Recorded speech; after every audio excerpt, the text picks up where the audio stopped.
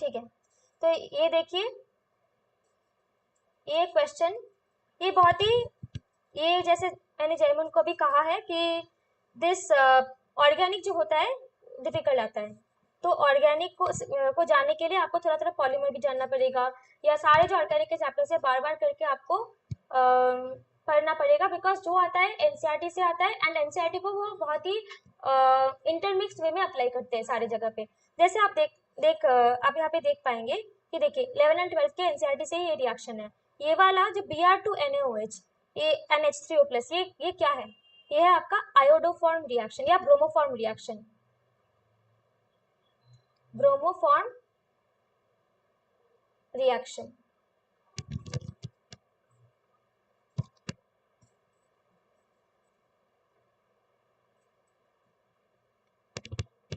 ये आपका bromoform reaction है। तो अभी हम लोग क्या करेंगे, देखिए Br2NaOH after reacting on this compound it is forming P से हम लोग KMnO4 मतलब ऑक्सीडेशन कर रहे हैं, ऑक्सीडेशन करने के बाद कुछ Q फॉर्म हो रहा है, Q से हम लोग फिर से ये इथिलीन ग्लाइकॉल ऐड कर रहे हैं एंड CH3CO2Na ऐड कर रहे हैं, तो इससे R फॉर्म हो रहा है। तो हमें देखना पड़ेगा कि PQR, ये जो करेक्ट स्टेटमेंट्स जो है, ये कौन सा ABCD में कौन से स्टेटमेंट्स करेक्ट है रिगार्डिंग PQ एंड R। तो पहले हो क्या रहा है रिएक्शन, हम लोग देखते हैं। पहले हमारे पास ये था, we had something like this, C double bond O and this is a benzene ring. अभी हम लोग क्या करते हैं, we add Br2NaOH, this is a bromoform reaction NH3O+। तो ब्रोमोफॉर्म रिएक्शन में क्या होता है, व्हाट डू वी डू, हमारा ये CH3 हट के पूरा COOH हो जाता है, ये एक CH3 पूरा एक कार्बन कम हो जाता है, CH3 पूरा हट जाता है, then we get R P, this is R P। अभी हम लोग क्या करते हैं, KMnO4 ऐड करते हैं, KOH and heat and then H3O+। तो क्या होता है, यहाँ पे ऑक्सीडेशन होता है, ये है आपका इटार्ड रिएक्शन टाइप, है ना। तो यहाँ पे इटार्ड रिएक्शन टाइप में CH3 जो यहाँ पे होता है, KMnO4 के कांटेक्ट में आने के बाद this CH3 it gets oxidized, ये ऑक्सीडेशन, ये CH3 को होने के बाद we get something like this, we get COOH and COOH। ये आपका है, what is this, this is Q, this is Q।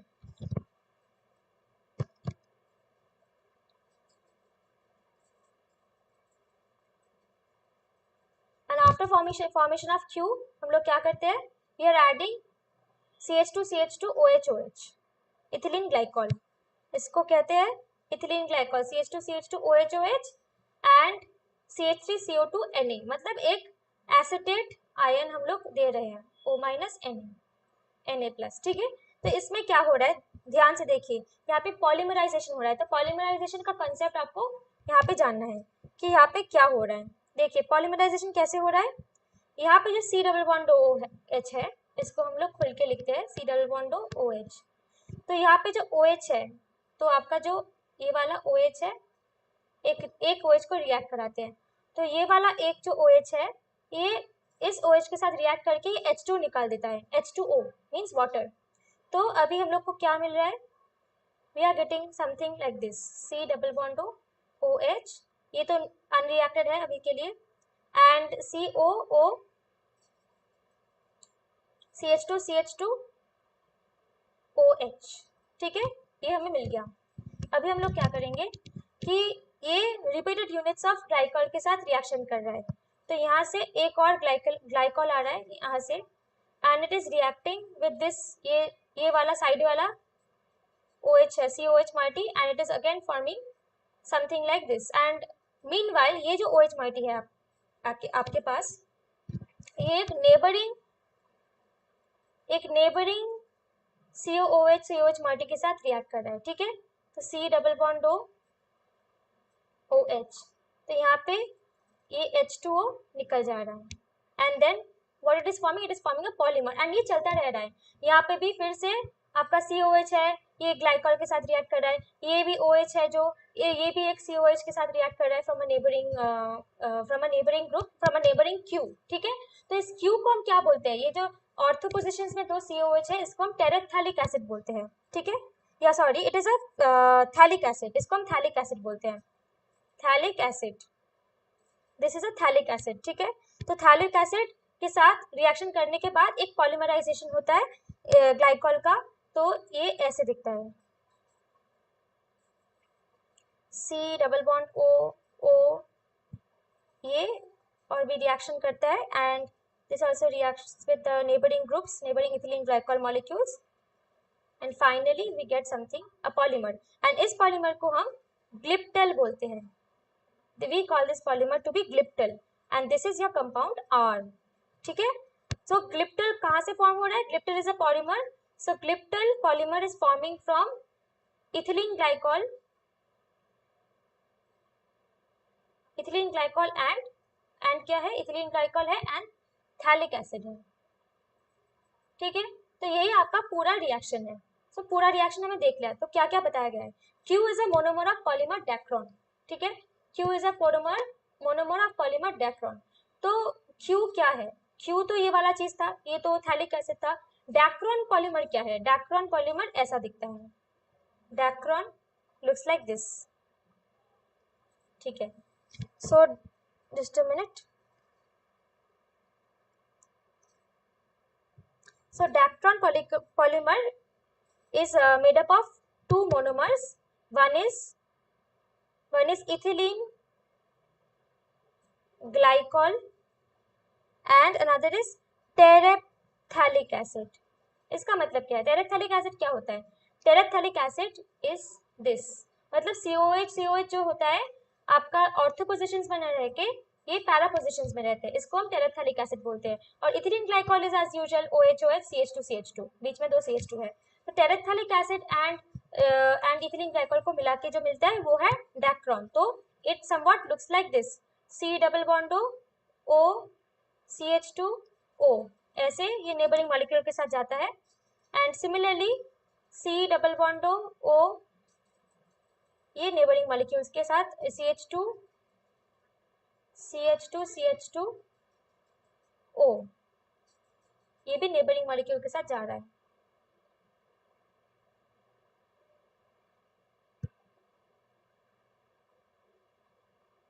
ठीक है।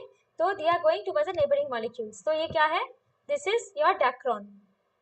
तो डैक्रोन का मोनोमर के बारे में हमें जानना था कि मोनोमर यहाँ पे थैलिक एसिड में टेरेथैलिक एसिड है, so this option is incorrect, क्योंकि हमारे पास Q जो है, द Q इज COOH ये ऑर्थो पोजिशंस में है, and this makes up, this is a monomer for glyptal, and this is a monomer for glyptal, not dacron, so option A is incorrect,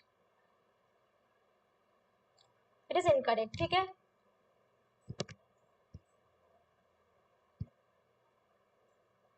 okay अभी R is a cross link condensation polymer, ठीक है। R कौन सा है, यहाँ पे क्या था, R इज दिस, तो R आपका ग्लिप्टल था, तो is it cross linking, yes. देखिए क्रॉस लिंक और स्ट्रेट चेन में क्या डिफरेंस होता है ये देखना है हमें। आपका जो लीनियर है या स्ट्रेट चेन है, लीनियर या स्ट्रेट चेन पॉलीमर जिसको हम बोलते हैं, ये कैसा दिखता है, इट लुक्स लाइक ये एक मोनोमर है, ये मोनोमर को हम M के से रिप्रेजेंट करते हैं, so it is linked with the neighbouring monomer, it is linked with the neighbouring monomer, ये स्ट्रेट चेन होता है। तो अगर आपका ऐसा कुछ हो तो आपका ये स्ट्रेट चेन होता, राइट। सो ऐसे करके आपका ऐसे कुछ लिंकेज है, एक A लिंकेज है, फिर उसके साथ एक दूसरा बेंजीन मॉलिक्यूल, फिर A लिंकेज, दूसरा benzene molecule with an A linkage, and this would have gone on and on. Similarly, ये A linkage, ये दूसरा benzene molecule is an A linkage, and this would have gone on and on, ठीक है। ये आपका linear chain होता है। and what is a cross linking chain, जब ऐसे करके मोनोमर है, जब मोनोमर है यहाँ से एक दूसरा मोनोमर आ रहा है, यहाँ से दूसरा मोनोमर आ रहा है, यहाँ से दूसरा तीसरा मोनोमर आ रहा है, यहाँ से एक दूसरा मोनोमर आ रहा है, यहाँ से एक दूसरा मोनोमर आ रहा है, तो ये एक स्ट्रेट चेन नहीं है, यहाँ से मतलब ब्रांचिंग हो रहा है, सो उसी को हम क्रॉस लिंक कहते हैं। So whenever something shows branching तो उसको हम क्रॉस लिंकिंग कहते हैं और ब्रांचिंग, ठीक है। सो इन केस ऑफ ग्लिप्टल हम लोग क्या देख रहे हैं, ग्लिप्टल के केस में we are seeing something like this. हम लोग जाते हैं पीछे।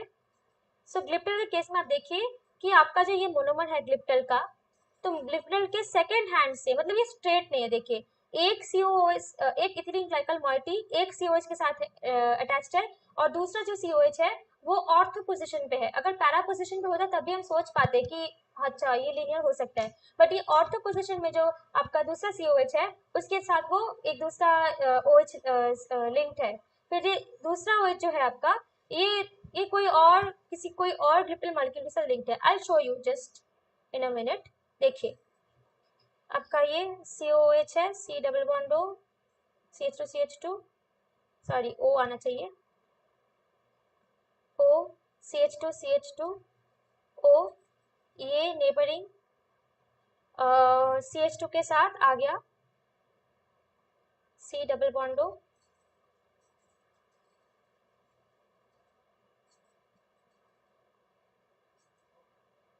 ठीक है। ये फिर से C डबल बॉन्ड O, ये O, ये CH2 O, ये फिर से एक दूसरा molecule C double bond O यहाँ पे है O, CH2 O, ये एक और PH आ रहा है, ये C डबल बॉन्ड O है, and you are getting a PH, and then देखिए ये आपको किसी भी तरह से स्ट्रेट लग रहा है, देखिए ये कर्व कर जा रहा है, and this is again reacting with a carbonyl, and then it is again attached to phenyl group. इसके ऑर्थो पोजीशन से फिर से कार्बोनिल अराइज कर रहा है, and then it is again link to a CH2 group, CH2 and CH2 then O, फिर से एक कार्बोनिल आ रहा है। तो आपको ये किसी भी तरीके से ये स्ट्रेट चेन लग रहा है, क्योंकि ये देखिए ऑर्थो पोजीशंस में दो COH ग्रुप है, इसीलिए ये स्ट्रेट चेन ही है, नॉट अ स्ट्रेट चेन। तो ये क्रॉस लिंकिंग यहाँ पे हम देख पा रहे हैं, so ये क्रॉस लिंक्ड है, ठीक है। ओके, सो ये option B is the correct answer, it is a cross linked polymer, condensation polymer. अभी P है क्या, P इज मोर, मतलब ऑप्शन सी में क्या है, P is more acidic then benzoic acid. तो बेंजोइक एसिड दिखता कैसे है, benzoic acid is simple COOH, but P हमारा क्या था, यहाँ पे देखते हैं, P was this benzoic acid but a CH3, ठीक है। तो ये यहाँ पे बोल रहा है कि CH3 ऑर्थो पोजीशन में जो है एंड द बेंजोइक एसिड, ये ज्यादा, this is much more what to say acidic. ये होप क्या हो रहा है यहाँ पे, let us see is it the truth और नॉट। देखिए बेंजोइक एसिड में क्या होता है, ये OH है एंड COH है, और and you have the benzene ring.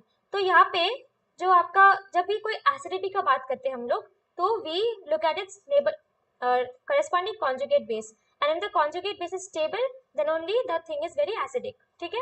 तो conjugate base को stable होना है, तो हम लोग conjugate base के stability को हम लोग measure करेंगे, हम लोग कंपेयर करेंगे। तो ये वाला एसिड है and the corresponding conjugate base is this,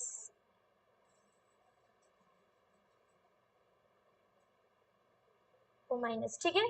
तो यहाँ पे क्या हो रहा है, देखिए दोनों में क्या हो रहा है, कॉन्जुगेट बेस ये 2 है, ये कॉन्जुगेट बेस 1 है। तो यहाँ पे देखिए कि यहाँ पे जो ये डबल बॉन्ड है, C डबल बॉन्ड O है, this is stabilising 2 types of pi bonds. एक है आपका जो नेगेटिव चार्ज जो आ रहा है, मतलब 2 टाइप्स ऑफ थिंग्स एटम्स को स्टेबलाइज कर रहा है। एक है आपका O- से आ रहा है, ठीक है, एक आपका O- से आ रहा है, दूसरा आपका कहाँ से आ रहा है, दूसरा आपका ये बेंजीन रिंग से आ रहा है, ठीक है। तो आप देखिए, सोच के देखिए कि इसको, इस कार्बोनिल को 2 जगह से प्यार मिल रहा है, ऑक्सीजन से भी प्यार मिल रहा है, बेंफिनाइल से भी प्यार मिल रहा है। तो दोनों जगह से अगर प्यार मिले उसको, तो ऑब्वियसली क्या प्रॉब्लम होगा, उसको एक बड़ा प्रॉब्लम होगा, मतलब बड़ा चीज होगा कि he will take granted, he will take everything everybody for granted. तो ऑक्सीजन का जो महत्व है, ऑक्सीजन का जो नेगेटिव चार्ज उसको वो दे रहा है, मतलब ऑक्सीजन अपना नेगेटिव चार्ज वो कार्बोनिल को दे रहा है, उसका महत्व जो है वो उसके लिए घट जाएगा। एंड अगर उसका महत्व घट गया तो ऑब्वियसली वो ऑक्सीजन को उतना ज़्यादा अच्छे से डीलोकलाइज नहीं कर पा रहा है, और ऑक्सीजन को जितना कम वो डीलोकलाइज करेगा तो ऑब्वियसली एसिडिटी डिक्रीज करेगा। क्यों एसिडिटी डिक्रीज करेगा? बिकॉज कॉन्जुगेट बेस का स्टेबलाइजेशन डिक्रीज करेगा, कॉन्जुगेट बेस स्टेबलाइजेशन या कॉन्जुगेट बेस स्टेबिलिटी डिक्रीज करेगा। तो because this carbonyl is receiving pi bonds, receiving conjugation pi electrons from oxygen as well as phenyl system, तो ये दोनों जगह से इसको प्यार मिल रहा है, तो ऑक्सीजन का महत्व, ऑक्सीजन को वो ग्रांटेड ले रहा है, उसका महत्व कम हो जा रहा है उसके लिए, तो कॉन्जुगेट बेस का स्टेबलाइजेशन कम हो जा रहा है, and as a result conjugate oxygen देख रहा है कि since I am not getting stabilized, हम I will not release H plus, and since वो H प्लस रिलीज नहीं कर पा रहा है तो इसका एसिडिटी डिक्रीज कर जा रहा है। But in case of this, in case of this phthalic acid क्या हो रहा है, थैलिक एसिड क्या हो रहा है, लेट अस सी। थैलिक एसिड के यहाँ पे आप देख रहे हैं कि यहाँ पे एक CH3 ग्रुप प्रेजेंट है इन द, ये थैलिक एसिड नहीं है, सॉरी, ये 2 मिथाइल थैलिक एसिड है, ये थैलिक एसिड नहीं है, ये 2 मिथाइल थैलिक एसिड है। तो आप देख पा रहे हैं कि यहाँ पे एक CH3 ग्रुप है, तो CH3 ग्रुप जो है it is giving steric hindrance, it is providing steric hindrance to this COO minus moiety. So as a result this CO minus is going out of plane, ये plane of benzene में है ही नहीं, ठीक है, तो CH3 इसको बहुत steric hindrance दे रहा है, इसकी वजह से ये COO minus over here is going out of plane, and since the CO minus is going out of plane, तो as a result क्या हो रहा है कि let us see when it goes out of plane what happens।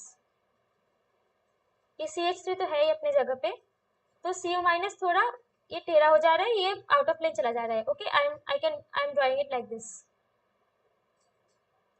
and any kind of resonance only is able to occur when the thing is in plane, when the two moieties are in plane। ये carbonyl के साथ जो ये phenyl group resonance कर रहा था वो कम कर रहा है, why is it doing, because ये आउट ऑफ प्लेन चला जा रहा है, वो कर ही नहीं पा रहा है, मतलब बहुत ही कम कर पा रहा है, या बहुत ही मतलब कर ही नहीं पा रहा है, नेग्लिजिबल रेजोनेंस बोल सकते हैं। सो ये फिनाइल से उसको नेग्लिजिबल रेजोनेंस मिल रहा है, फिनाइल से उसको नेग्लिजिबल रेजोनेंस मिल रहा है कार्बोनिल को, तो उसको सिर्फ ऑक्सीजन से O माइनस से रेजोनेंस मिल रहा है। So obviously since it is getting resonance only from O minus, तो महत्व O माइनस का बहुत बढ़ गया उसकी जिंदगी में, एंड सिंस इसका महत्व बढ़ गया तो ऑब्वियसली ये बहुत अच्छे से स्टेबलाइज कर पा रहा है, तो stabilisation of conjugate base goes up, it increases, और स्टेबलाइजेशन जितना इंक्रीज करता है तो एसिडिटी भी इंक्रीज करता है। So that's why we see कि ये जो हमारा एसिड है, ये वाला जो एसिड है यहाँ पे बताया गया है कि P is more acidic than benzoic acid, तो ये वाला P था और ये benzoic acid था, तो P is more acidic than benzoic acid, ये वाला C ऑप्शन करेक्ट है, ठीक है, okay, I hope you get it, ठीक है। तो अभी Q में क्या बताया गया है कि Q on heating in presence of P2O5 followed by reaction with glycerol in acidic medium gives R, ठीक है। Q क्या था, लेट अस सी, Q था ये थैलिक एसिड, तो थैलिक एसिड को हम लोग P2O5 के प्रेजेंस में हीट करते हैं, रखते हैं, एंड ग्लिसरॉल को भी रखते हैं रिएक्शन मीडियम में, तो glycerol and P2O5 gives R, तो क्या हो रहा है, लेट अस सी, लेट अस सी यहाँ पे क्या हो रहा है। सो ऑप्शन डी को देखते हैं, तो डी में क्या हो रहा है, we are having something like this COOH COOH, P2O5 दे रहे हैं, and P2O5 mind you it is very important, note it down कि it is a dehydrating agent, and since it is a dehydrating agent क्या हो रहा है यहाँ पे कि ये जो OH है, मैं दिखाती हूँ अभी आपको कि O है OH and C double bond OH, ठीक है, तो एक वाटर निकल जाता है, since it is a dehydrating agent, एक वाटर निकल जाता है, and what we get is, we get something like this, ठीक है, we get something like this, it is an anhydride, we get an anhydride. अभी हम लोग ग्लिसरॉल ऐड करते हैं इसके ऊपर, so how does a glycerol look like, a glycerol is a 3 carbon moiety, ठीक है, OH, हर एक कार्बन के ऊपर OH रहता है, इसको हम ग्लिसरॉल कहते हैं।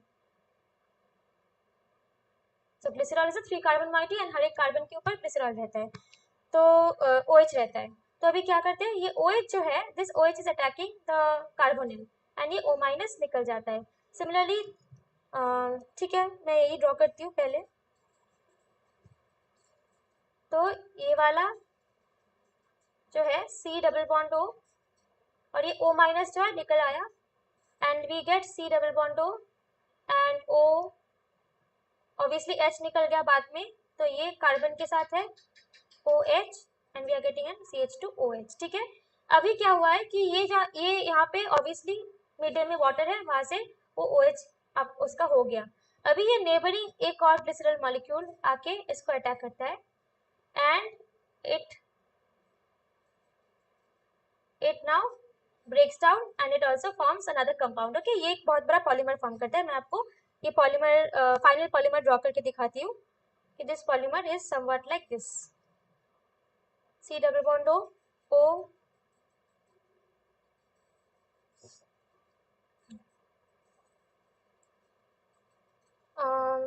CH2, ये O वाला, ये CH2O, ये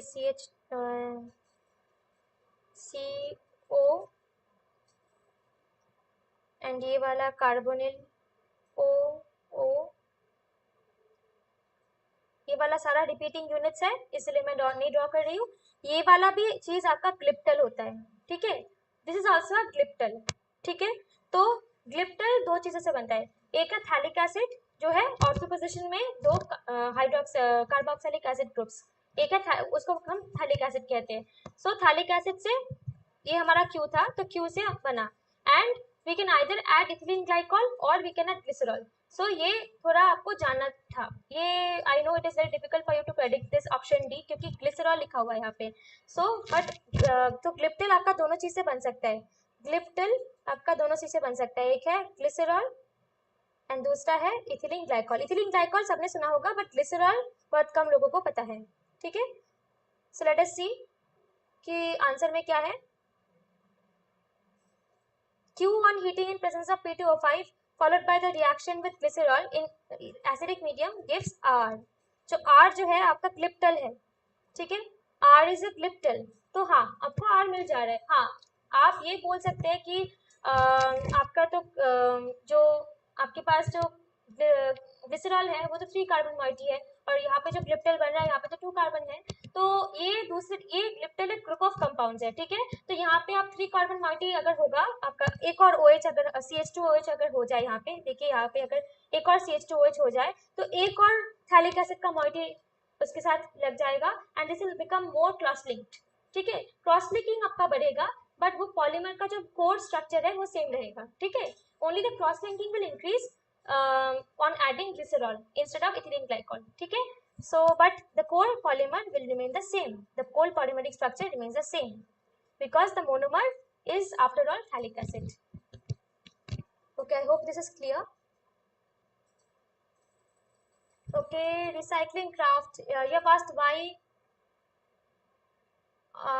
can you please can you please rewrite your question dear? I can't get it। Okay, okay, so the answer, the correct options are B, C and D। तो D भी आपका correct option है, तो B, C, D are the correct options and A वाला गलत है। ठीक है, तो देखिए आपका जो ऑर्गेनिक है वो थोड़ा ट्रिकी आ रहा है। ऑर्गेनिक को अगर आप मतलब पहले से आप अगर नहीं जानते तो वहां पे तुक्का नहीं लगा सकते, तो ये सब आपको जानना था। ठीक है।